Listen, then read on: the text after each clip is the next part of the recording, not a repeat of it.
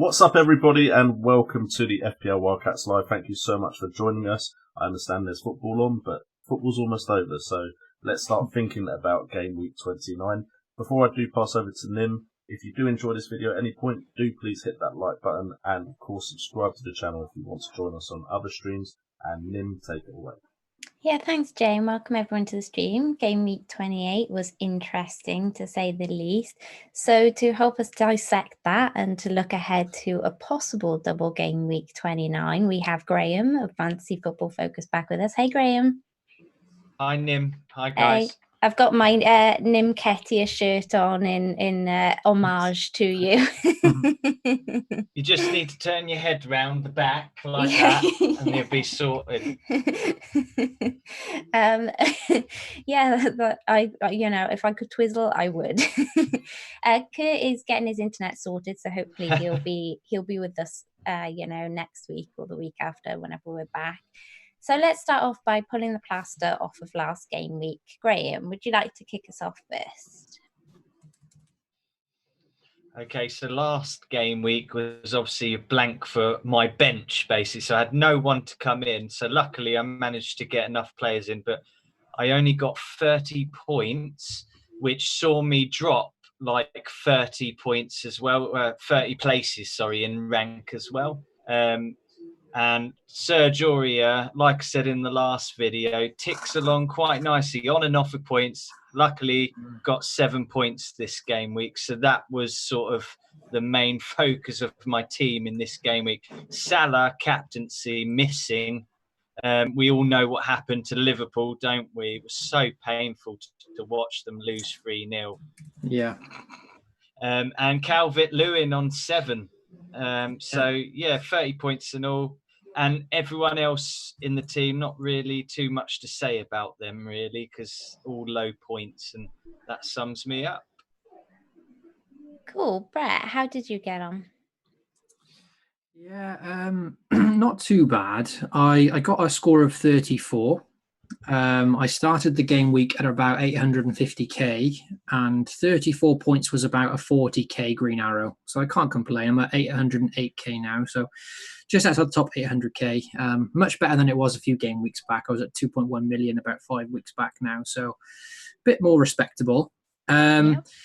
The plan was to bring Vardy in for this week away to Norwich, but with the rumours that he was going to be dropped from the squad, injured before the deadline, luckily we had the rumours. So I brought in Ayoze Perez instead for Grealish, who had a blank week. I wanted one Leicester player for that fixture, and I still back that decision. It was Norwich without Zimmerman, their key centre back. So they all played poorly. Perez didn't return, but I saw a lot of people bring in people like Barnes, Perez for that fixture, and now they're all complaining like, oh, taking him back out again. But surely we brought them in for the next couple of games as well, So it wasn't a 1 week punt for me. Like, I'm happy to have Perez for Villa at home next, So I'm not too worried about that now. The highlight of the week for me was Saturday, because I had both Lascelles of Newcastle and Charlie Taylor of Burnley playing each other.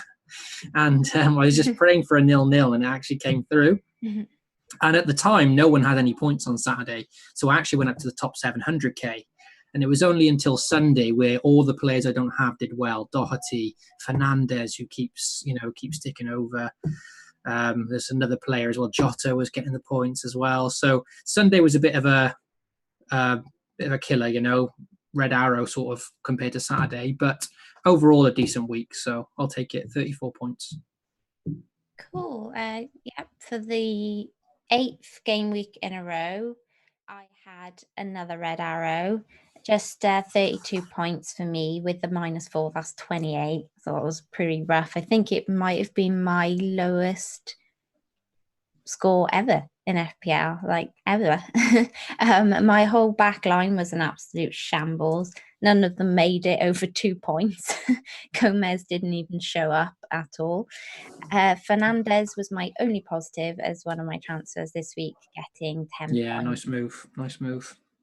Salah was my captain and didn't manage much, but it didn't manage much for most people, so it wasn't too bad. Snodgrass was benched, and Traore still didn't deliver. So I think my gut feeling on him is probably proving to be correct on that front at the moment. Yeah. My second transfer for a hit was Iheanacho. I genuinely can't believe it. I don't really know what I was thinking. It's such a rookie mistake. I completely followed zero amount of form and chased the fixture. Was that just sort of like last minute, like the clock was ticking and you just thought, just panic a little bit, or?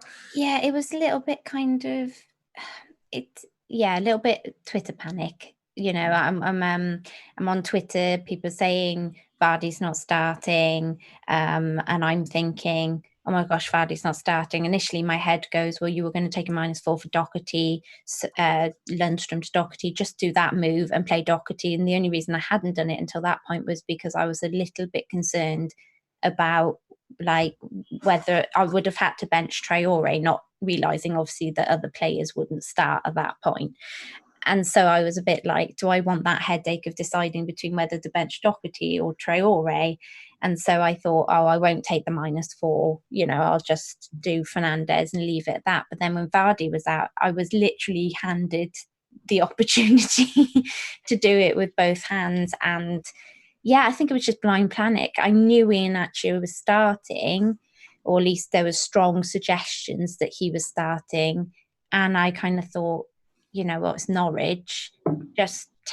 I knew it was likely that if things went badly this week, I was going to wildcard. So I just thought, just take the punt, just do it. But yeah, it's not really like me at all. I tend to go on form rather than fixtures. And so I think it was more of a kind of real last minute punt, Yeah. you know, and I think Yeah. seeing other people doing it and knowing he was starting, I mean, he did score a goal, albeit, True. you know, with the use of his hand, but oh, that was a mixture of emotions.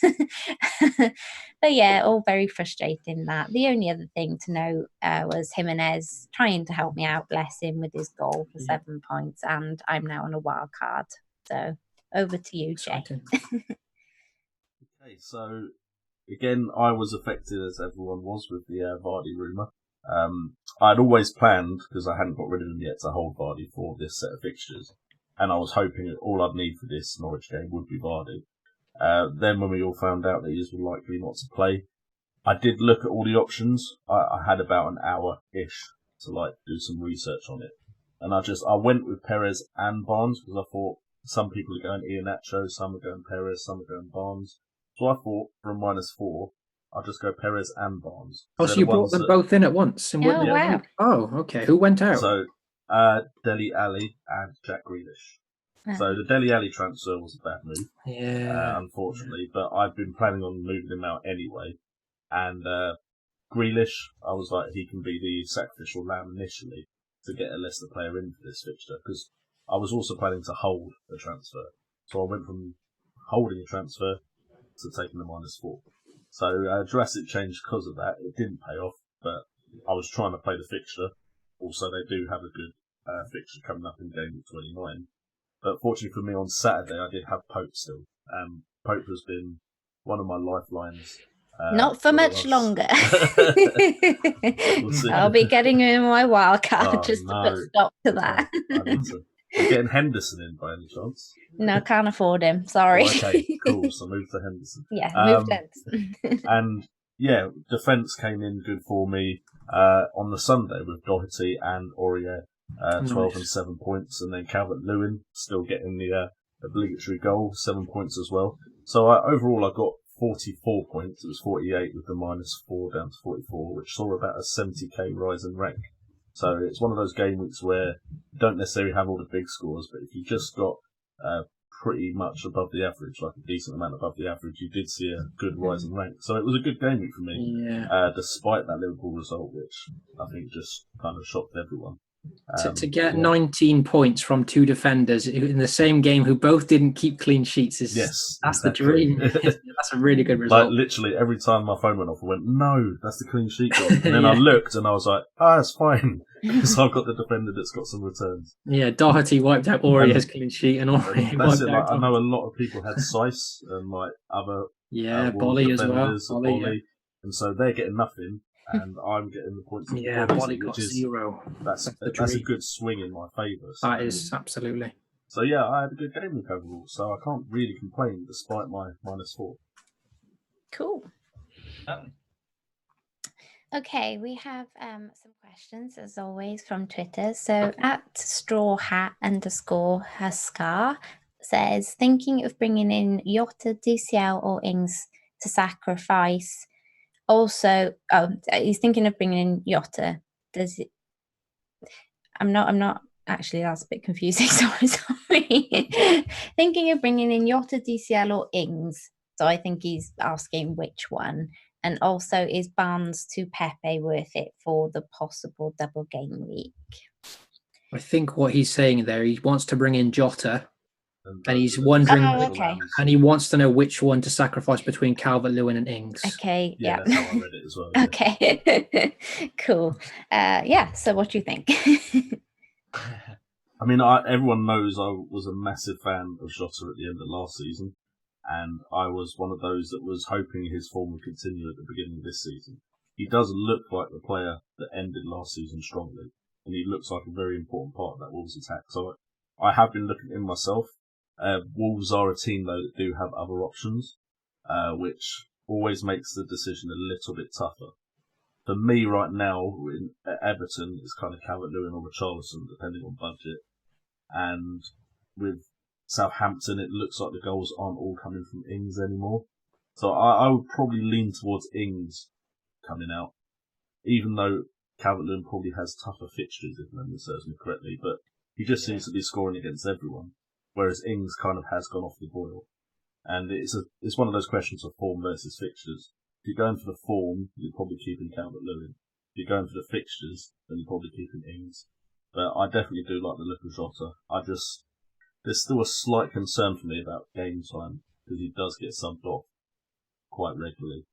And I know if he scores 2 in 70 minutes, then it's not really a problem. But if he gets taken off at 70 minutes, and he could be the one that gets that winning goal in the 80th, and then it goes to Jimenez, who seems to be the more nailed on for the 90 minutes, that's always a slight concern for me, depending on who they're playing and how the game goes. Yeah. Well, I've actually sold Ings on my wild card. I've gone to Jota at the moment because he was rising first, but I am considering Calvert-Lewin, who did also rise. So I'm kind of hoping, that he doesn't get the double rise and Jota doesn't. Otherwise, that'll be slightly frustrating, because obviously my other two are Aubameyang and Jimenez, who are both likely, have gone up in price and will possibly likely go up again, before the end of the week. So I couldn't really get rid of any of those to gain any more on them. I've been, kind of a big advocate of Calvert-Lewin's for some time, even though I haven't owned him. And I think if they don't have the if they don't have the blank in 31, then he could definitely, be one to look at.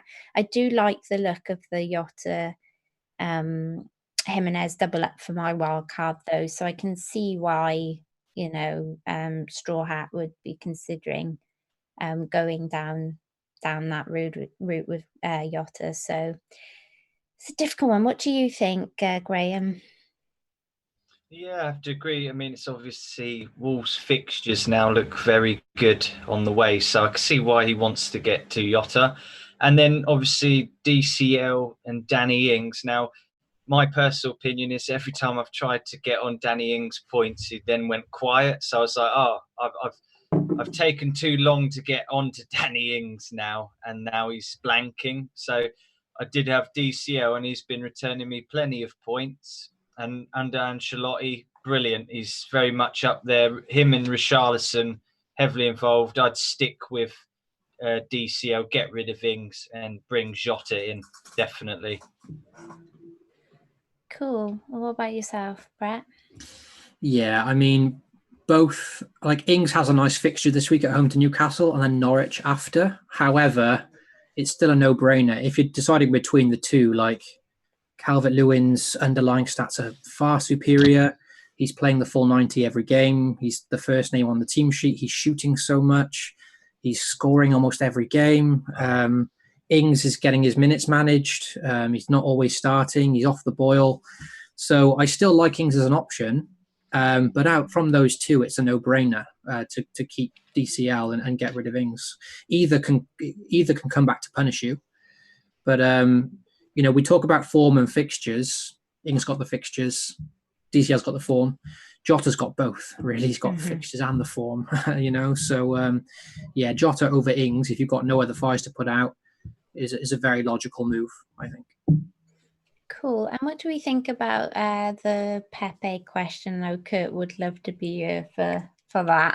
I don't know if he's in the chat this week, but I know he'd love to be bigging up Pepe at this point. But what do we think on Pepe? What about Pepe, Jay? I just worry about, and as I'm not an Arsenal fan, and I'm not going to lie, I don't really follow Arsenal that much, because even now, even though they are performing better, I'm not really looking at players thinking, if it's not Aubameyang, I don't really need any of them. So I'm not going to lie, I don't really know enough, but I worry that his game time isn't secure. That would be my problem with Pepe. Yeah, what do you think, Graham? I think the FA Cup made it harder for that decision. Reece Nelson flying down the wing, Saka from the right back. I know that's different, but it still has an effect on whether Pepe plays or not. Lacazette, Nketiah, or should I say Nketiah. So it makes it very hard to see if Pepe's going to have all the minutes or not. Fixtures-wise, you definitely say yes, but minutes, they're going to be the concern. So, yeah, agreed there. And same for you, Brett? If they get the double game week confirmed, obviously he's asking about the DCL and Ings to Jota thing as well. So if he's got 2 free transfers and it's not for a hit, if it was a free transfer, Barnes to Pepe for a double game week, I would do it. Yeah, why not? So, Yeah. Putting the risk out there. Returns into the last 2 games. He's starting to settle a bit now and looking quite good. So I think if they do get the double game week, they've got West Ham as well. It's a nice fixture at the Emirates. Laporte is out for City, so they're not going to defend that well. So yeah, for a free transfer, I don't think I'd do a hit for it. But if it was a free transfer, I would go for it. Yeah, I think if you're gonna, it depends on your rank, really, doesn't it? And if you fancy taking a risk at this point in the season, that's going to be the case with any of them, I guess, with the possible double game week, is whether you want to take the risk. I'm sure we'll touch upon that, Yeah, I mean, Arsenal have got the fixtures to, make them appealing for longer than just a 1 week punt as well. You can keep them for a few weeks and give a bit of patience and pay off there as well. I think whilst there's a bit of a chance for getting in the top 4/5, obviously depending on City, I think we'll put as much effort into it as we possibly can. I think if we win or lose, in the near future, and it becomes a lot more difficult for us to get one of those spots, then I think we'll see a lot more rotation with Arsenal and, Arteta then trying to figure out what his squad will want to be for next season and giving some of the younger players a bit more of a chance and, playing some players in different positions and things like that. So I think maybe a bit further on the line, we might, be wanting to get off, I guess. But then if Arsenal have got blank in 31, we could at least, keep hold for the next 2 at least on those good fixtures and then reassess. So it's, could be worth the risk. Okay, I'll do one more and then we'll go to the chat. So at @RichP_FPL asks, how many weeks do you wait before buying an informed player such as Bruno? 3 weeks on the trot, he's produced. Am I now too late to the party after waiting 3 weeks? Cheers. So Brett, what do you think? Is he too late to the party? So which party name? I missed that. For Fernandes, was it? Yep. I don't think so. I don't think so at all. It's obviously easier for me to say that because I haven't bought him, and you always want what you don't have, and just when you don't have a player that keeps doing well, it just feels inevitable that he's going to keep doing well until you buy him. It's like a bit of a psychological thing. But we spoke about Fernandes in the last stream, and it like we were saying, you can compare him a bit like how Jack Grealish is to Aston Villa. It's a player that they rely on. Like, he's transformed United since he's come in. You can't really argue with that. Like, he's pivotal at the moment. He's behind every attack. He's so involved. He's rotation proof. He's the main man. He's on penalties as well. His chance creation's good. He's shooting a lot. Granted, they're not coming from inside the box. There's a lot of shots from outside the box, but it's always nice to have a player that is speculative, that wants to shoot. So yeah, I don't think you're too late to the party. I want to get him in myself. I mean, they have got City next, which isn't the best fixture. And then I think they've got Spurs away after. Is that right? City and then Spurs. But Spurs away is not a difficult fixture at the moment anyway. I consider that a favourable one at the moment, the way they're playing. We saw how Wolves got on against them. So certainly not too late. I think he's arguably, I don't know how the double game weeks and the blank game is going to pan out yet, but he seems like a season keeper now. If you can get him in, it just looks quality. Yeah. For me, it's just never too late to get on a player that keeps producing. I don't understand why you wouldn't, because if you don't, it's only going to hurt your rank. I'm on my wild card though, and I did get Fernandes last week, but I am kind of considering that if that we do have a double, that the only way I could fit another player in from the double would be Mahrez in that Fernandes spot. The good thing about me being on a wild card is that obviously I could then possibly do the transfer back to Fernandes the week after for Tottenham if I wanted to take that bit of a risk. But I'm not sold on chasing the double, so that's a kind of maybe. But I just think maybe weigh up who you'd prefer long term. If you want to hold him against, like, the thing, if you want to hold Barnes, he's got Villa. So that, I think holding off on Fernandes another week is not a terrible shout, to put it that way. But, especially if he does something against City, then I think you just then have to try and get him in regardless. So it really just depends on how long term you fancy keeping Barnes, really, or how long you're happy to not have Fernandes. What do you guys think? Jay, any more word on that? Well, I mean, to cover the question in its more broad term, as in, is it ever too late to get on the player? Well, one, if their price is going up, it's going up because they are getting returns, because they happen to be one of the best options in the game. And what you've got to ask yourself is, do I have the players in my side? It could be a combination of players, it could be one player that are going to match Bruno Fernandes, either already got them or someone else that I can bring in. So if you're looking at Bruno Fernandes and thinking right now, he's the best person in that price bracket, and he's the best person for this slot in my team, then it's not too late. Just because he's already been brought in by a lot of other people doesn't change the fact that he could be the best option for your side. Yeah. And it could be that someone else is the best option for your side. If you are looking at it and thinking going heavy up top is better for you, so you can't afford someone like Bruno Fernandes, and then you're looking at someone else that's cheaper that can do the job for you, then that is the move you need to make. So I think you just have to weigh up the player if you need him in your side, and then that decides if it's too late for you to get on or not. As far as Fernandes, I think you could even risk bringing him in this game week if you really wanted to. Again, Man City are the type of side that might play to some of Man United's strengths. They've done well against the big teams, haven't they, to be fair, United? So they like a counter-attack, they've got the pacey players, and they've now got someone that can definitely find the pacey players with the through balls. And Mata also seems like a new player, being able to play in a side with Bruno Fernandes. So just because it's Man City, out as well, like I said earlier. So I wouldn't necessarily say those two fixtures are ones that I would bet against Bruno Fernandes doing well in. And he just seems like one of those players that is consistent, who will always be a player putting in the shift, has that quality to him. And I think he's all proven enough to me, anyway, to think that he is a season keeper. Yeah, cool. Okay. Should we have a question in the chat? Please, Brett. Sure. So Liam Healy wants to know what we should do with Vardy. Should we keep or sell Vardy? Is there anyone here that has Vardy at the moment? Yep.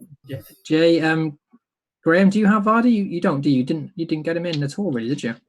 No, absolutely not. He punished me most of the season, and then obviously when the baby came along, I was happy.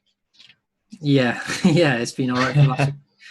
Jay, are you sorting out the screen and stuff? Okay, I will go to. I mean, I don't have Vardy at the moment, so I'll try and cover this. I mean, if I did have Vardy, I would find it hard to sell him before Villa at home. I mean, arguably that's the best fixture on the calendar. The way Villa are defending, they're conceding the most shots of any team in the league. The amount of big chances they're conceding. So I would find it hard to sell Vardy before that one. I think it would be an easy hold. However, if Arsenal do get a double game week announced, I can understand maybe going from Vardy to Aubameyang for the double game week. Absolutely. And unless you're going to Aubameyang, then I would just keep Vardy. I don't think I would swap him for any other striker for this week. I'd give him the Villa game. And maybe if he blanks in that one, look, it's an easy sell then, to a cheaper like DCL or Jota, someone like that. That's what I would do if I had him. Jay, are you kind of still working? Still working. I don't know what about else happens to him. So hypothetically, Graham, if you did have Vardy, what would you do at this point? Would you keep or sell, do you think? I'd definitely get in the name that you mentioned, Aubameyang. I think he's just... There was a few reviews on him lately, how he's not appreciated as a world-class player, and goes under the radar that little bit because he doesn't turn up in the big games. but his record speaks for itself. And I'd definitely make that switch if funds are available. Actually, I'm not even sure of Vardy's value now. Has it dropped since he's gone off form? He's like 9.7 or something now, I think. So, yeah, he was like 10 at one point, 10.1, but it's really dropped the last few weeks. Yeah, so if you have got the cash, then I'd definitely go straight to Aubameyang. Aguero obviously is a no. So really not many other big valued options up top. I mean, I have Firmino, and he's gone quiet now again. Yeah. I mean, even if this double game week doesn't get announced, people were still moving to Aubameyang for the West Ham fixture, and I can understand that too. Absolutely. So, again, it goes back to it is if you go to Aubameyang, there's always the chance Vardy can punish you. He should be fit for this Villa game. Personally, I like that fixture on paper, but I can understand going to Aubameyang, and if they get the double game week announced, it's a bit more of a no-brainer, really. Yeah, if there's a game that he's going to return in, it's got to be the Villa one, hasn't it? So you can understand that totally. Yes. Yeah, I mean, I don't have Vardy, and I've still considered getting him for this game, to be honest. But if the double game week announced, then I'll probably go for Aubameyang or Aguero. And so I've got Aguero at the moment, so I could just keep him if they get a double. Okay. So I'm just looking back at the questions now. So Michael Zvedin says, is there no need for a free hit in game week 31? Which is kind of what Jeff is asking as well. So what these guys are kind of touching on is that because Liverpool have lost to Chelsea now, it means that they will play in game week 31 at home to Palace. Now, people like me who still had the free hit, I was kind of hoping Liverpool would go through. Yeah. They would then blank in 31, and then it would really be a problem for everyone who hasn't got the free hit anymore, who's got double and triple Liverpool. It'd be hard to prepare for that. So tonight's kind of the result I didn't want, especially I haven't got a wild card either. It kind of makes the free hit a lot less appealing now, which is kind of what Michael's asking, because most teams, even without a free hit, will have triple Liverpool. We've got Liverpool playing for sure. We'll have Wolves playing for sure. That's 5 or 6 players in our squads already. And Liverpool, arguably, in that game week will be the ones that everyone captains. Everyone will have Salah or Mane captain. There's not much chance to make ground, because even if you free hit now, you'll free hit and captain one of those, won't you? Salah or Mane, probably. So the chance of gaining any ground on what if you use the free hit's a bit less. You'd be hoping for the budget options that you bring in alongside those on your free hit to try and do well in those crappy fixtures, So, yeah, I would say the free hit is certainly a lot less appealing in 31 now. It looks quite easy to manoeuvre because Liverpool are guaranteed to play at home to Palace. Any thoughts on that? And Graham, you haven't got your free hit now. No, I don't. So, yeah, I guess for you, it's a good result, right? Yeah, it's fine. I mean, if I did have it, I wouldn't use it for that reason of a double game. My personal preference is to use it. If looking at my squad, it's got fires to put out, like players that have not been returning points, then I'd feel the need to use it that way. And that's where I have used it this season. So that's the way I'd go. I wouldn't see it for the double necessarily. I'd just say use your transfers, what you have, and see what you can do from there. Yeah, sure, mate. Jay, are you kind of... I'm free to answer questions now. Awesome. So, I mean, what are your thoughts on this free hit now with 31?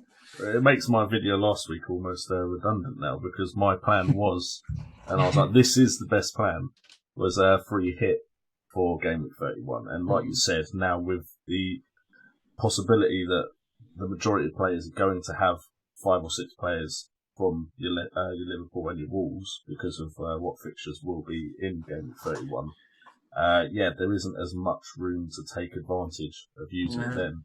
However, what I will say for those of us with the free hit still is it does mean we can now attempt to use that free hit to benefit in the double game weeks. So now we can use all of our transfers and our wild card for one, and then just free hit for the other one.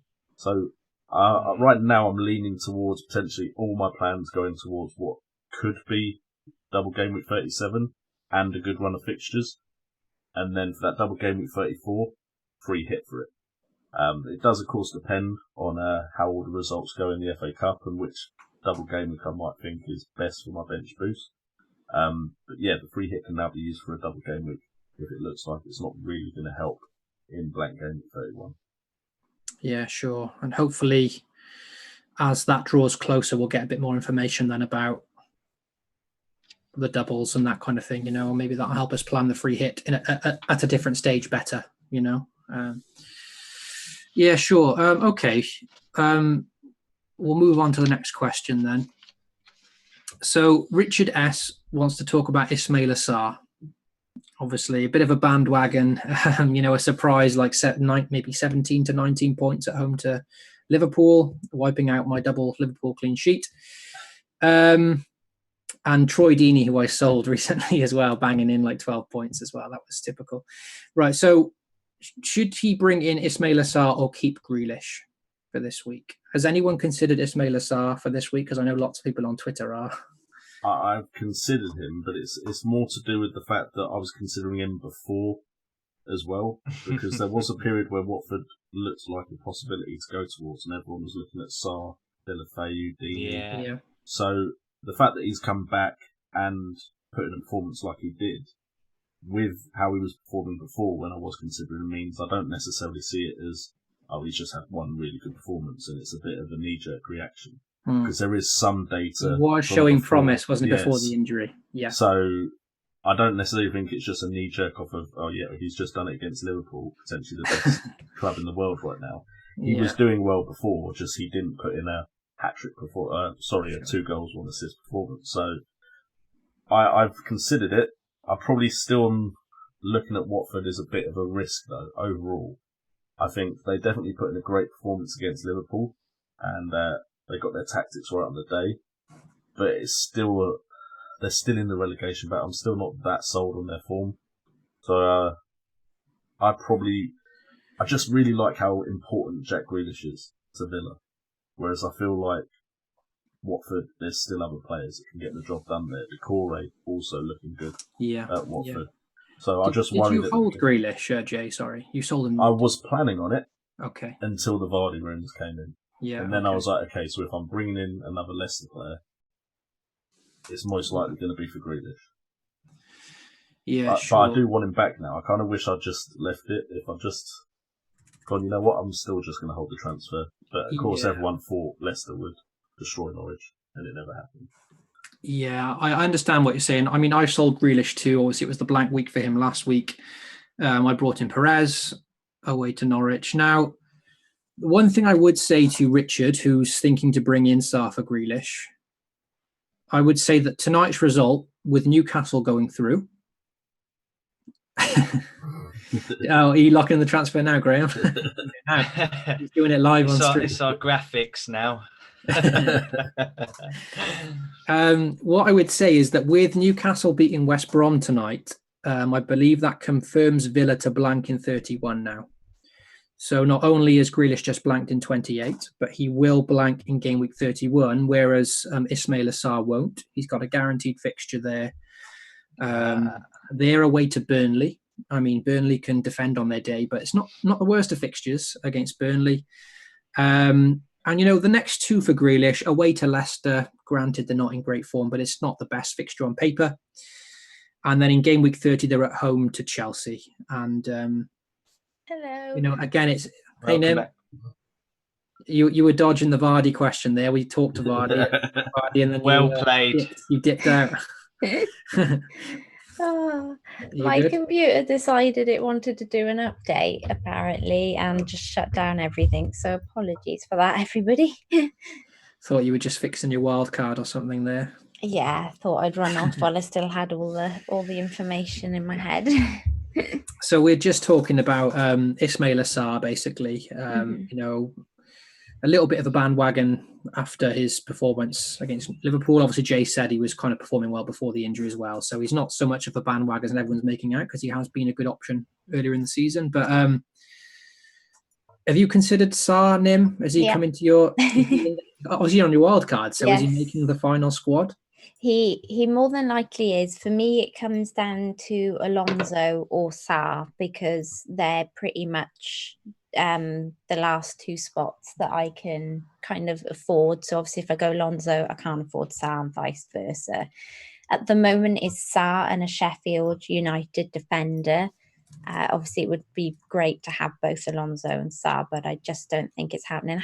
I have considered maybe going to Corre as a slightly cheaper option. Sure. Because obviously he if Sarr does continue to do well, then Decore will always be there or thereabouts with him. He might not get as many points, but he might be the provider. So, he could be a sneaky one to watch. Yeah. But yeah, at the moment, Sarr is in. I really, really wanted him. Zoo probably talked about this, but I did really want him before he got injured. I nearly kind of shoehorned him in my team the week that he got injured.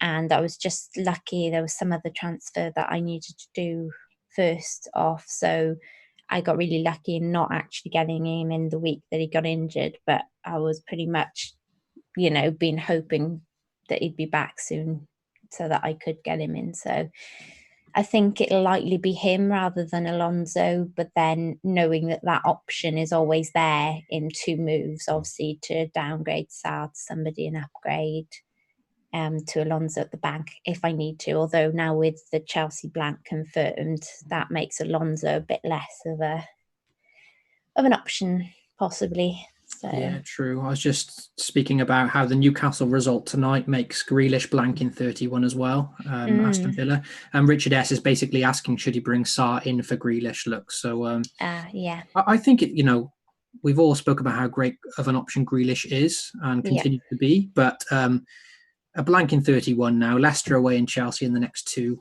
So you've got an extra fixture there with Sarr, who's guaranteed to play in 31. I think is a logical move. I do. Graham, any thoughts on Sarr? Have you considered him yourself? No, not really. I got rid of Grealish already the game week before. That was sadly for St. Maxims. That never went well, although he did look good and played Almiron through. Yes, exactly. Yeah. So that just sums FPL up for you. That is probably a lesson where don't make your moves too early, even if there's a cup game. Keep an eye on that because you just never know.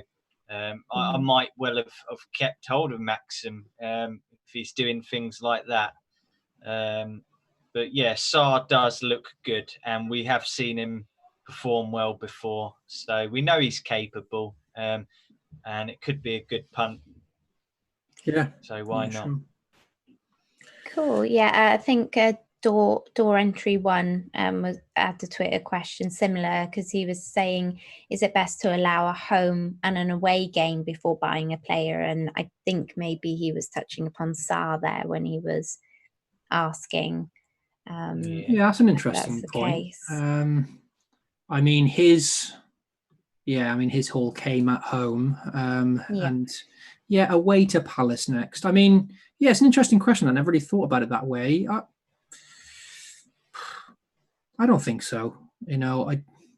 Obviously you always want your players to be at home rather than away. Especially me, when I look at my team and I see the little H in the brackets, I always think, feels Captain. Better. But away to Palace is not the worst of fixtures. They're not keeping many. It would be the most kind of FPL thing, though, wouldn't it? The most kind of bandwagon thing to get on Sarr for Crystal Palace, and then him blank and Crystal Palace get a clean sheet. I would love that, to be honest, because this season has felt so reactionary, where everyone that just brings in the player that does well just keeps doing well. And I'm always like, no, I'll be more patient. I'll keep Perez now for Aston Villa at home. And I bet you Sarr just smashes it again now. I don't know. I really wanted to blank because I'm sick of everyone jumping on these players straight away and then just smashing it every week. Everyone got Fernandes in. I'm not comparing Sarr and Fernandes. I know Fernandes is obviously a quality player and he had pedigree in his previous team, but everyone jumped on Fernandes straight away and you keep smashing it. And I'm just really I don't know. It just seems like one of those seasons where the quicker you move and get the players in, you seem to reap the benefits. So I would love Sarr to blank, to be honest, unless I bring him in for Traore, but I'm probably not going to do that, to be fair. Yeah. So his other question was, how long is long enough before elbowing a player out of your team? So how long do we give them before getting rid of them? Oh, that's a tough one. Well, based off of this season, just how long as soon as they have one. Yeah. That's a Bring bit in the like the guy in form. Vardy one, isn't it? Bring one on the Saturday, transfer on the Sunday after the blank. Yeah. I think it depends on the pedigree of the player and the kind of underlying stats that they're putting up and like the eye test. If they look like they're unfortunate to not be getting points, then I'm going to give them more time than if I watch a game and they just are nowhere to be seen and seem anonymous. So I think it really does matter on the player, how they're performing in those games where they're blanking. And for Vardy, for instance, I've given Vardy a lot longer because I know what he can do than I would, say, give to Dominic Calvert-Lewin or Ings if they go quiet.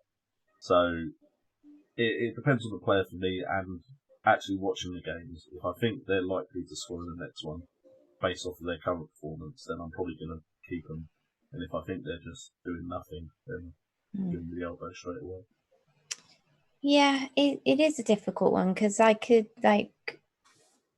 like I kept Traore way too long because he looked like in almost every match he was gonna do something. So it is tough. I think probably 3 game weeks and you've got a good assessment of how players are possibly gonna do. You know, if they haven't done anything in that time, then you need to be sort of questioning whether or not they stay, but that's a personal preference. That's just something I do, and obviously it will depend on your other moves and whether you can afford to get them out at that particular time. What do you guys think?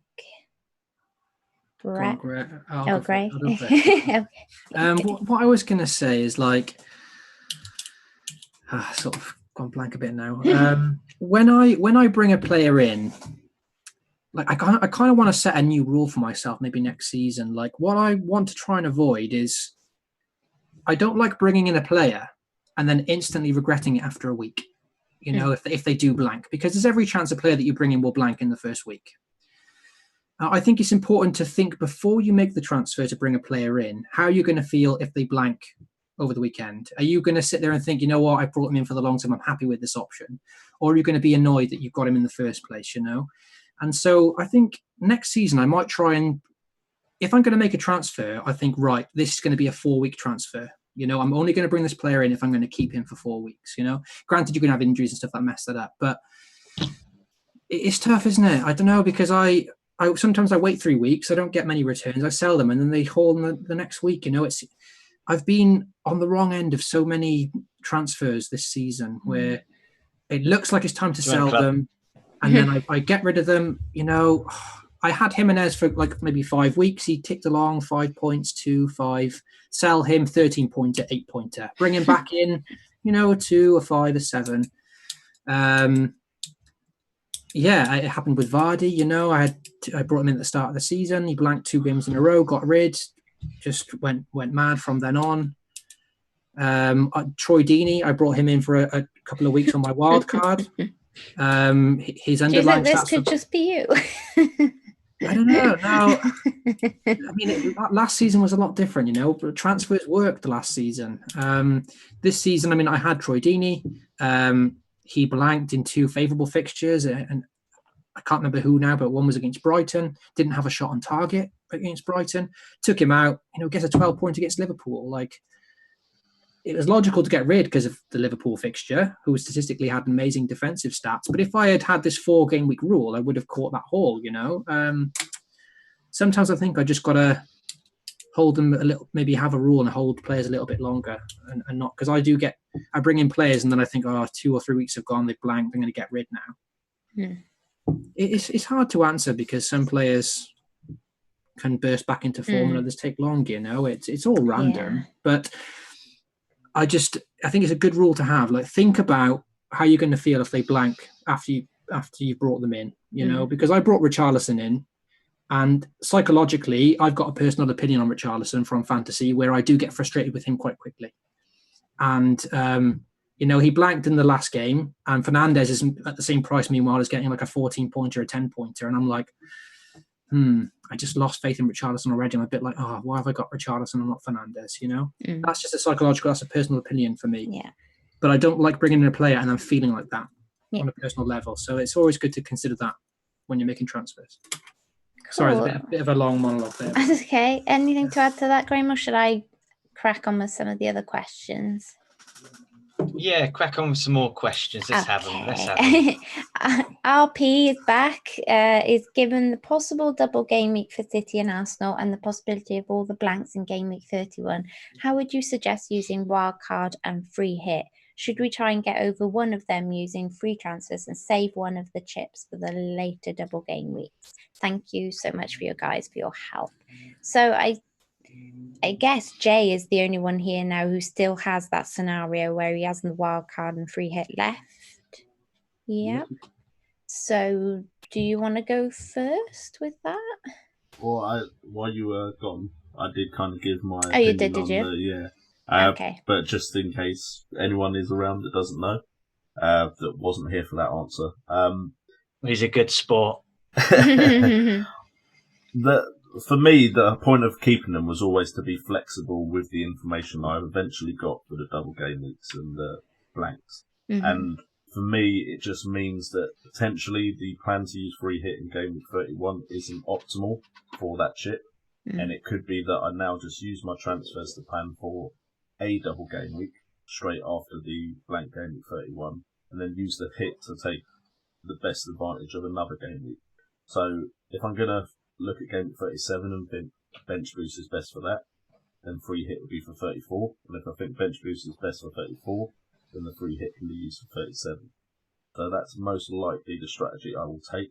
Of course, there's still some more fixtures to go, but I just get the feeling now game 31 isn't optimal for the free hit, which I thought it very well could be, but Liverpool not taking the cut as seriously as they potentially could have from this round onwards, because I think their lineup did have a few youngsters in it still.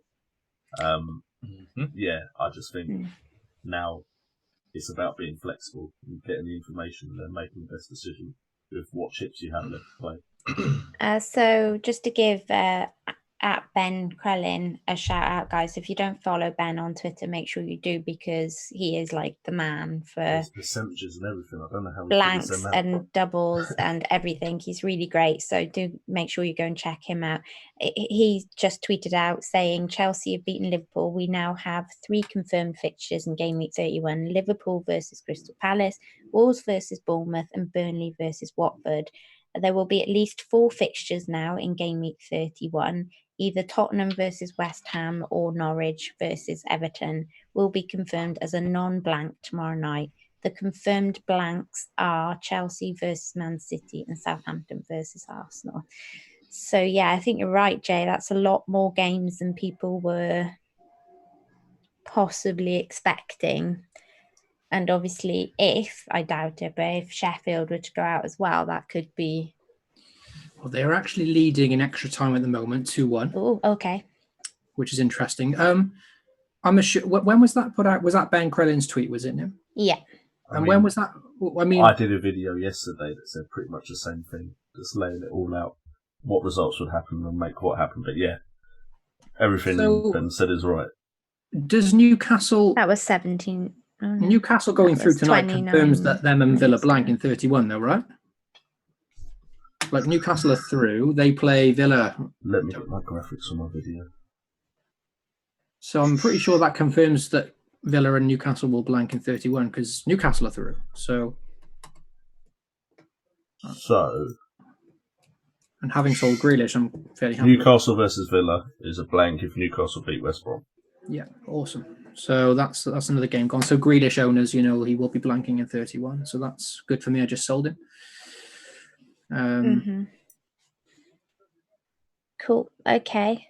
And yeah, I guess maybe Sheffield United, if they do win in extra time now, that makes United a blank as well. Yes. Is that right, Jay? Yeah, because if Sheffield lose, that fixture could still be a blank because Manchester United are playing Derby. Of course. So basically, the Chelsea, Man City could be a blank because of either result from Man City or Chelsea. So now that Chelsea have won, that fixture is definitely a blank, no matter what Man City do against Sheffield Wednesday. And then also Man U, Sheffield United, there were 2 fixtures in the FA Cup that would decide if that was a blank. Then all the other ones are only one game that decides if it's a blank. Which is why optimal for free hit would have been Liverpool beating Chelsea and then Man City winning, meaning Chelsea's fixture was a blank and Liverpool's fixture was a blank. But now Liverpool, of course, do play Palace.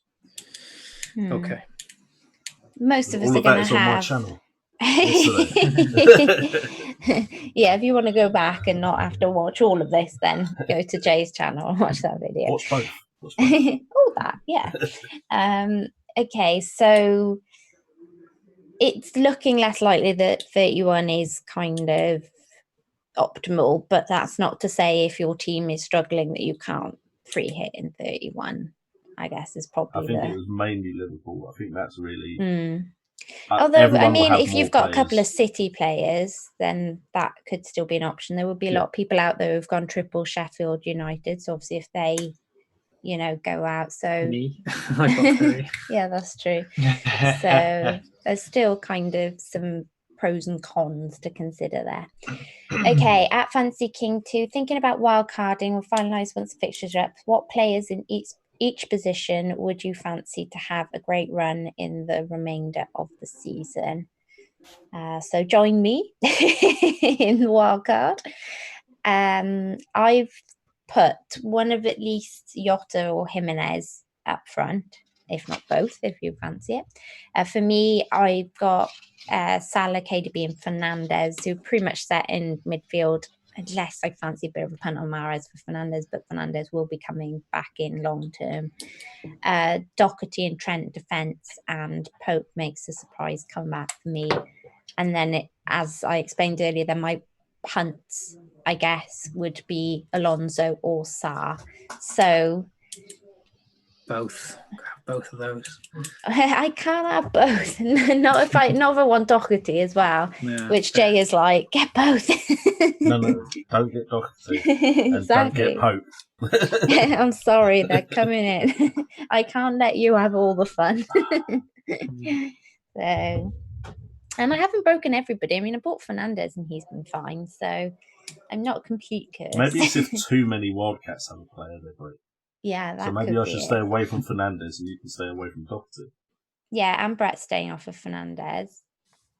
So I'm just not sure so if you transfer in Doherty, I'm bringing in Fernandes. I'll stay away from Calvert-Lewin. How's that? No one I prefer you to stay away from Doherty, to be fair. All the players you've mentioned are all the ones I'd like to break, please.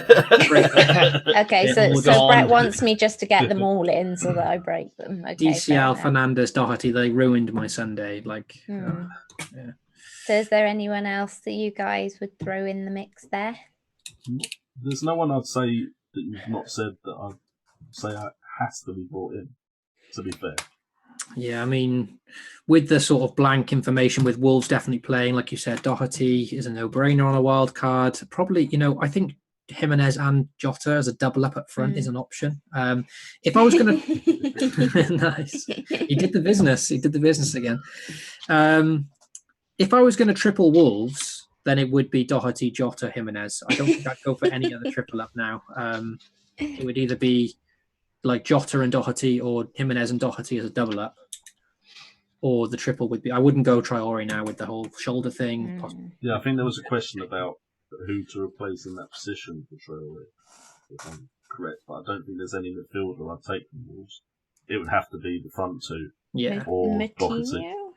Maybe. There was a point I did consider that was a great pick. But yeah, I just have to say those 3 are the players that I would be bringing in if I wanted to cover Wolves. Yeah, I think. Oh, nice, a new one. Yeah, Plus, and I got 2 out of 3 right last time. 2 I out missed of 3. that. Put it back up so I can see. I got Jano Menez, he scored. I got Nimketia, scored. Yeah. But substitution, Brett Rudiger is going off. It's going off in the 70th minute, guys. And in comes Brett Amiyang. That actually is fits a must. The head size actually fits that quite well. It's a much better pick as well, I'll take West that. Ham at home, Brighton away, Southampton away, Norwich at home. Great fixtures. I would say, yeah, an Arsenal cover might be worthwhile. I think so.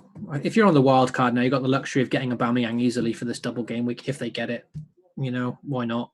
I think that's a no-brainer on a wild card. So yeah, the midfield's pretty kind of for Wolves. Just having a quick look at it there. Okay, at Vardy Boys would like to know Grealish, or did we do this one? Grealish to Sarr. I did that one. Yeah. Okay. Cool. Yeah. And 2, would you activate bench boost with a bench of McCarthy, O'Connell, Taylor, and Grealish? I don't fancy the Grealish fixture necessarily. If he's talking about game week 29, it's completely possible Grealish does score though against Leicester. The others, without seeing the fixtures, which unfortunately I don't have in front of me, they sound okay.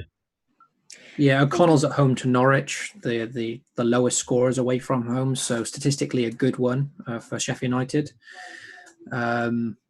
Charlie Taylor's at home to Spurs. I mean, Charlie Taylor's done really well for me so far, and he got the clean sheet against Newcastle. Burnley can frustrate anyone, but it's not a game that I would... Is Burnley at home or away in that one? They're at home, and Spurs aren't playing that well, so a clean sheet's possible. But I still wouldn't be activating my bench boost thinking, yes, Taylor can really get a big here. That would be my worry there. And it's always nice to have 4 fixtures that you're happy with on the bench. Either that, or if you can't find a week where you're completely happy, then maybe save it for double or something where you might get an extra bit of couple of points. One of those. Game week 29 is a week that lots of people have considered. I think most people that wildcarded early, like me, 29 was one of the weeks that they were eyeing up to bench boost because people went for McCarthy and Henderson as the goalkeepers. And this week they're at home to Norwich and Newcastle. So you've got 2 good goalkeepers there. People had like Stevens for Southampton at home to Newcastle as well. Any home game against Newcastle, you've got a chance of a clean sheet. That's why people are eyeing it up, because there's lots of sort of budget players playing at home. Wolves are at home to Brighton as well. So Sice and Bolly, cheap options. You could bench boost them at home to Brighton. So I can see why, with that bench that you've just said, I don't think I would. I don't know. What about you, Gray? It's tough, and the reason I say is I always think bench boost is one of the hardest chips to use because it's all about timing, isn't it? And when you go to your bench, it's normally low and people that you don't necessarily want to bring in. Obviously, you need to have a strong bench, and most of the time you'll end up with someone on there that doesn't play or is out of favour, or they're injured. They go injured, and that's why they're on your bench, because they were in your starting lineup. So it's kind of like use it while you can, quick, before something goes wrong and reduces the advantage of the bench boost. But yeah, in regards to the players, are your benches going to be that great to get that many points anyway? If you fancy and you think there's a few points there, do it to add on. Just use it if you can before it goes. It's almost a shame you can't wildcard and bench boost in the same week, really, isn't it? I think. I know. I did try. Epic fail. That happened to me a few years back. Before I started the channel, it happened to me. Sorry to speak again. It's a decent bench, I mean, I bench boosted in a single week as well. I've already used mine. It's like it is a good bench. Maybe it depends on his starting 11 too, because we don't know what his starting 11 is. So maybe there's some questionable players that we haven't seen in his starting 11 that he could bench this week instead of the players that he's got. But that bench does look strong. If you're happy to keep the value on your bench and wait for the double game week and have some benching headaches along the way, then keep it, But with me, I thought I've got a good lineup here. Get it out of the way. I'll just focus now on my starting 11 for the double game weeks and sort of extract some value off the bench and not have this benching headache with keepers every week and that kind of thing. So if that's on your mind, then it's a decent bench, So. Okay, at Devon Jedi asked to free hit in 31 or not. I must kind of covered that already. But in general, what would we look for in a free hit? So do we have an amount of players in our team that we think? So for me, I think if I've got 8 or more players, I'm probably likely to leave a free hit. I don't know about you guys. Especially when the 8 players are like, a lot of them, 3 of them at least, will be like Salah, Trent, Robbo. They're potentially very high scoring players. And I was saying to Jay earlier, the free hit has less appeal if you're captaining someone in your free hit that everyone else is captaining that isn't on a free hit. You know, that a lot of points come from your captain. If you free hit into a differential team, but you still captain Salah and they captain Salah who aren't on a free hit, or Mane, it kind of decreases the appeal a little bit. It's not like free hitting a player in that no one has that you can captain and they can't captain Salah because he's blanking or something. You know, that's the thing for me. Yeah. Okay. Anything you guys would add to that? For me, it's all about how much of an advantage it gives me on everyone else. So that can either be the amount of players I'd have. So if I think the majority of players are going into the game either with, say, 6 or less players, unless they take hits, or, for instance, the big players are playing each other. So say in a blank game week, it was Liverpool-Man City, which is going to be harder to predict which way it goes. Then the fact that everyone has 3 Liverpool, I could take the risk and then go and get a completely different team with my free hit, not have 3 Liverpool. And then if Man City beat Liverpool, everyone that had 3 Liverpool have 3 players that didn't get good returns. And I've used the free hit to then, hopefully, transfer in players that had a good game week for that game week. So for me, it's all about the advantage I'd have over others. So for this one in particular, I don't feel like the advantage is that great anymore, which is why I'm less likely to use it. Cool. Anything to add, Gray? Just basically that you do get a lot of template teams out there. Like most people have the same players, so they'll be in the same sort of boat as you will, as in not having players that are playing. So it's probably not as bad as you're necessarily going to think it is. And as Brett said, with the captaincy, if your captain is someone that hasn't got the blank, then it makes up them sort of points. So, yeah, there's several ways to think about it, as there always is with FPL. Yeah, I mean, we only have to look at this week, don't we, with so many people getting benched, I guess. And then that's kind of, you know, it's been the people that you wouldn't expect to do quite so well that have done well, I guess. And it's been a bit of a shock. So you kind of have to think about that maybe for a blank game week as well. Okay, at Raheem Gunner says, if Arsenal have the double game week, should he take out Vardy and bring in Aubameyang for a -4? I don't feel like he'll return against City, he's put, but Vardy infuriates me. And he's asked us, well, he said, given a shout out to us and Planet Pod and Cougars. He says we're the 3 best FPL guys. So I thought that was really nice of him. So for me, I'm taking the risk on Aubameyang, but the guys at Planet Pod did reply to the question that he asked, and they were saying to him that if he doesn't think Aubameyang can score at City, it's weighing up Vardy against Villa, against Aubameyang against West Ham, really. So what do we think if we break that segment down? Graham, what do you think on that? Probably as an Arsenal fan, I suppose you're probably likely to sway towards Alba. Well, you know. Vardy, though, is so dangerous. You could just see Vardy going on another streak again, another long run of points out of nowhere, and everyone be jumping back on him. But both are equally as capable. But I think not putting Arsenal fans aside that I am, I'd say Aubameyang still. I would, because of the form and everything, and he ticks over nicely. Yeah. What about you, Jay? Does the double game week hold any preference to whether you would or wouldn't get Aubameyang in? Who was injured for City? Laporte. That's it. So I would worry that Laporte is like the epic double game week player as well, isn't he? So that's a pain in the I've bum. been missing him all season. He did great for me last season. Getting assists no one thought he would get. But I don't know what it is, but there's just something about fixtures where I can't really look at it and think I'm confident it will go this way or that way.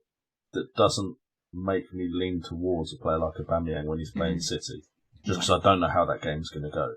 be very interesting to watch, like as an actual game, especially with the managers involved and their history. But if I had him in already, then I'd be happy to hold him because he's got the double game week. Yeah, the -4 makes it a bit different, doesn't it? Mm. And Vardy just seems like the type of player that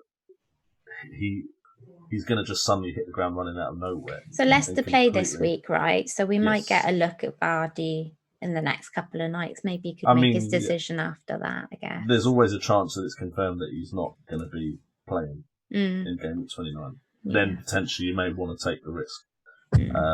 But I think Vardy's just waiting for enough of us to transfer him out to then go on an epic run again, because he's like, nah, now everyone's expecting it. I don't want to do it anymore. Well, Aubameyang can just keep his seat warm just for a couple of weeks. Me, anyway. He's waiting for the baby to sleep.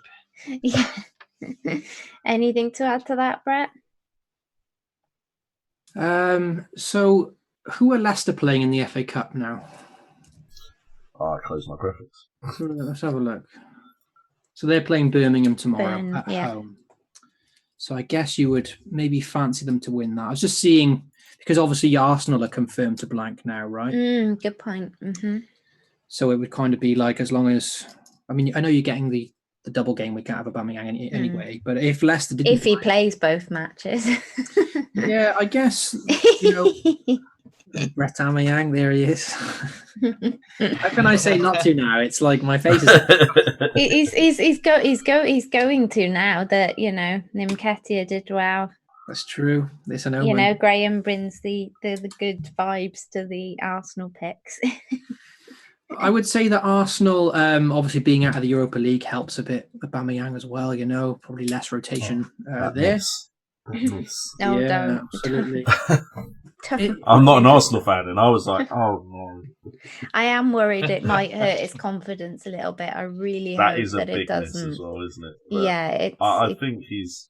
I would hope he's professional enough and used to that. I think he's professional enough. It's just something that will always just. Yeah, I think he could have done with playing last night just to almost put it out of his mind. Back a few goals. Yeah, but is what it is, I guess. Sorry, Brett.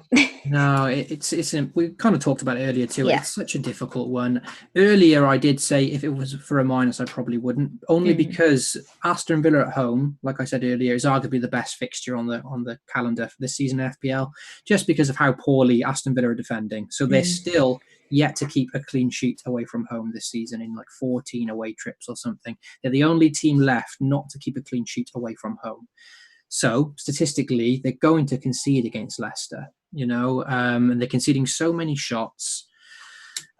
So providing Vardy's fit and playing, I would like to own him for that one. I can see an Iheanacho brace now after me selling, getting him for 1 week and then selling him. No, the way this season's gone, Aston Villa keep a clean sheet. Probably, yeah. Or if they concede, it'd be like a Grealish own goal. Grealish own goal for those who know. Yeah.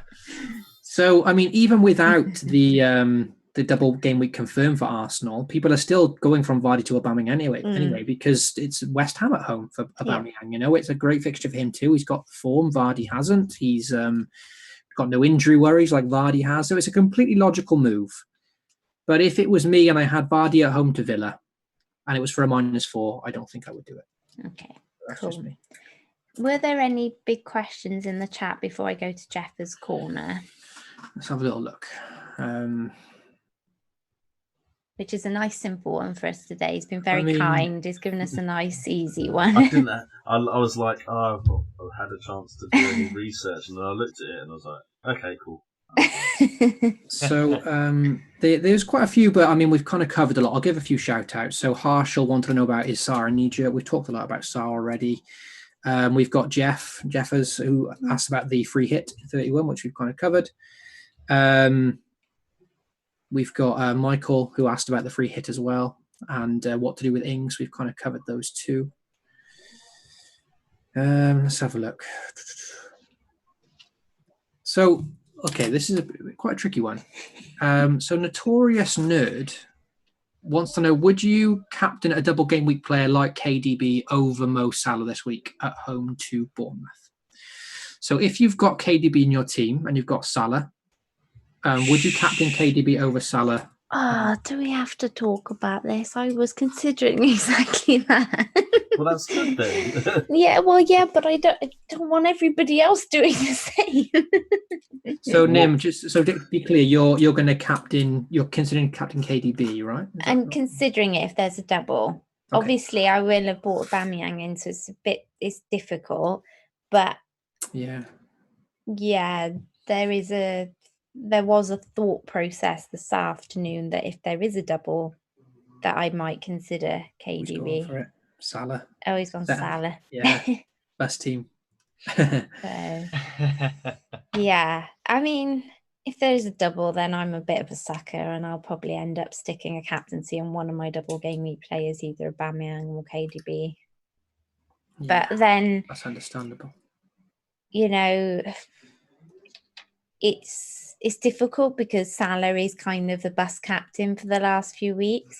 So he'll likely be quite highly captained, but I'm just at that stage now, I think, where I just want a bit of fun with it. Like, I've really lost kind of my kind of mojo for the game and feeling a lot like, I'm excited about it. So with just 8 weeks of Reds, it becomes a bit of a kind of, why am I here again? Why am I doing this again? So yeah, probably just to have a bit of fun. I'll end up, if there is a double, probably going for one of those. If not, I could see myself getting just kind of drawn back to safety with Salah. But if there's a double, I might give it a risk. I think that nearly 470k or whatever it is I'm at, it could be worth it.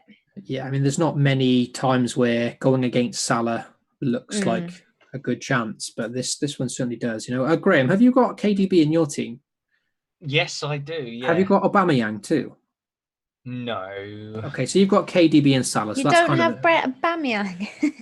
You don't have Brett Aubameyang. What? I know. I've let Brett Aubameyang down. So you've got KDB and Salah. So you've got your captaincy on Salah there. Is that kind of where you're going to stay, even if De Bruyne gets the double week? No, I just heard you guys talking. I quickly got my phone, put the armband on him, and just put it up on the screen for that scenario. Answer that question. I'm gonna be completely honest with you.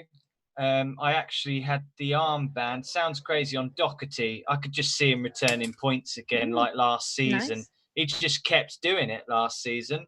Yeah. And with Wolves fixtures, I think I've just got to take that little bit of a punt. That's kind of how I'm playing this back end of the season now, taking slight risks. Sure. Slight risks. To Brighton is it's a good shout, Yeah, love it. Jay, have you got KDB and Salah, right? Yes, I've got them both.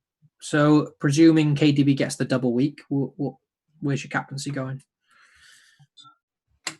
I just don't know about that City side right now with the fixtures. Like, there was a time when everyone was like, okay, you can trust in Man City, you can trust in Liverpool. And it just feels like we're at a part of the season now where that isn't necessarily set in stone, which makes it a little difficult. I don't know if our Liverpool going to want to really bounce back big after their defeat to Watford, which could be potentially something that happens. They might want to put their stamp back on the league. They might not want to have any chance of there being... Well, tonight, Well, yeah, but it's FA. They've not been taking the FA Cup seriously. I think there'll be doubts. I don't think this FA Cup game will actually affect much at all. I think they've not taken the Carabao Cup or the FA Cup seriously this season. I don't think it's their priority. But Trent captain it is then, after that dream he didn't return last week, so this week it's all about the Trent. There were a lot of people talking about captain Trent for Watford. Right. So if anyone did that, I feel sorry for them. But I think I'd still go Salah, just because of the fixture. Even KDB is a player that can, of course, get the double-digit hauls, but in those two fixtures, I just don't know if I'd put. You're not forgetting the 19-pointer against Arsenal earlier in the season. Yeah, but that was a different Arsenal. Yeah. I don't know. I remember you guys watching that Arsenal. I remember you guys talking about this Arsenal, and it is like having a conversation with different people. Yeah, that's fair. To be fair, we've gone through a few managers since then. Like Mane and Salah aren't really. Good evening. The last 3 games. Oh, true. They're not in form right now. No, they're not firing all cylinders either, are they? That's a bit of a worry. There's a few worries. Like I'm probably going to captain Salah because at the moment I haven't got a KDB. I haven't got a Aubameyang anyway. I do have Aguero, who would be an outside punt as a captain. He does love a double game week. Do that.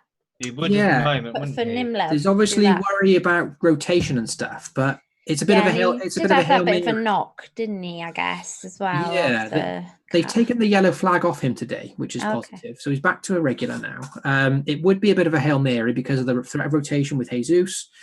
But because I'm ranked quite badly, a Captain Aguero is maybe not a bad shout on a double game. He was a hero double game week last season for sure. Oh, he'll score against us. You know it. And if you've got him as captain, I'll feel a lot better about that. As long as one of us Wildcats has him in their team, sure. I can deal with it. If anyone's allowed to score against Arsenal, it's a good Yeah. So if I go with Salah, though, there's still a few concerns for me. You can look at it 2 ways, It's hard. What worries me is that they're not firing on all cylinders at the moment. It is the early kickoff. I know that shouldn't come into our minds, but if there's a double game week and I get Salah blank on the early kickoff, and then I've got to get through 2 whole games of Aubameyang and De Bruyne smashing, that will be painful from a mental health point of view. That will be very painful. I have to go for it. I have to for the double. I can't not. I am a sucker for a double game week every single time. I mean, if I'm not going for more than 3 double game week players, which at the moment I won't be, and those 3 would be Aubameyang, Saka, and KDB, then I would captain. If I went Mahrez over Fernandes, then I would reconsider. I think just because I've got that extra bit double game week cover. But sure. But I think it's very unlikely I'm going to take Fernandes out of my team now. He's just been too good. So, yeah. That's fair. Yeah, Mahrez is a bit punty, isn't it? Rotation and stuff. Probably KDB or Aubameyang. Yeah. I mean, it's at home to Bournemouth. Like, with the invincible record gone now, part of me hopes that maybe because they're not scared... Yeah, damn right. That's the one thing we can hold on to as Arsenal fans. That's our trophy. Although you're in Arsenal colours tonight, Jay, you're sharing in the. That's true. In the happiness.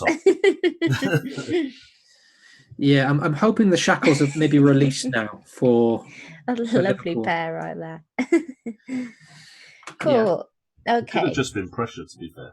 The pressure of the invincible. I'm hoping that because that's gone now, the shackles are a bit released. They're angry. They haven't got to worry about losing now. They can just go and score as many goals as they want. Might not be a great thing from a defensive point of view, having double defence, but maybe they'll bomb forward and try and smash Bournemouth, who aren't that good. So I wonder if Klopp will rotate a bit, though, in the league, if he feels like it's all pretty much sewn up and he wants to go for the Champions League. I think that's risky. It's not very risky. Not by a lot. I don't mean a lot, but maybe just, like one or two of his. 4 days after. That's not a bad call. It's closer than I thought, actually. Saturday to Wednesday. Mane starting tonight. Mane starting tonight as well has made me think, maybe. Well, that'd be good for Salah. He does better without Mane anyway. To be fair. Yeah. Cool. Okay, let's go to Jeff's corner question at Austin66UK. He has asked us a really easy, good question this week. It is, what is the best and worst topping for toast? I love this question. Genuinely, this is my wavelength right now. So what do we think? Go on, Graham. Give us your best and worst topping for toast. Okay. I'm going to sum it up in one, which will cover both. Marmite, you either love it or you hate it. So it's both. So do you love it or do you hate it? But it depends what day of the week. Mondays, nah. Tuesdays, all right. No, I'm sorry. This can't be hate. It can't be hate if you still eat it. I'm sorry. Love it Some Monday. days. Tuesday's all right. Yeah. Just go for the whole Brett spectrum of last time, emotions. now it's me. Do you get brainwashed by like Wednesday and then think, oh, yeah, I fancy a bit of Marmite now? Or is it how badly your game week is going? So do you like, oh, no, I can't stand Marmite. But by the end of a really bad game week, you're just like, oh, I'll eat anything. Yeah, I'll just eat anything. Yeah, it'd be peanut butter smooth. And then as the game week progresses, it's got crunchy. You know, you can't win. Okay. So it's Marmite all round for Graham. What about you, Brett? Yeah, a boring answer for me. Are you going to say butter? I'm not. That would be really boring. Although I do love just butter, to be honest. I'm a big fan of that. I'd probably say I do like marmalade. I'm a big marmalade guy, to be fair. Part of I like it depends. Breakfast, or maybe like a little snack in the evening, then marmalade. Midday sort of brunch, avocado all day avocado on toast. Oh, nice. I've never tried avocado. Oh, what? Oh, you're missing Just out. putting it out there. Never tried it. Right, tomorrow. just gonna knock on your door. Just gonna There. do here's an avocado. Yeah, it's gotta be done. I told you have to help me with all of this. But it's got to be stuff. like a nice, like, you know, one that's like soft, like that, so you can sort of mash it up, mash the avocado, spread it on, rather than it being quite chewy. Okay. Worst. I need to be educated in the world of avocados. if you're food chain. Avocados are great. For worst, I mean, I can't say I've had a really horrible piece of toast, so I wouldn't know what the worst was, if that makes sense. I mean, in a literal term, you could say like I don't know, lobster or something. Maybe that's terrible. I don't know. Like maybe that's the worst. Yeah, like you could say like curry. Vinegar on toast. There you go. It's the worst. It's the worst. Have you actually tried it? That's a legitimate answer. I'm sure that really like it. Yeah, okay. Jay, I'm going to go last this week, so I'm not spoiling any. I really struggled to pick my favourite topping for toast because there's so many good toppings for toast. Like I think I will probably just about lean towards cheese on toast, but there's so many things I can have on toast. Yeah. Like when I first saw it, I did initially think Marmite, yes. But then I just actually thought about it and thought, there's so many things I do like on toast.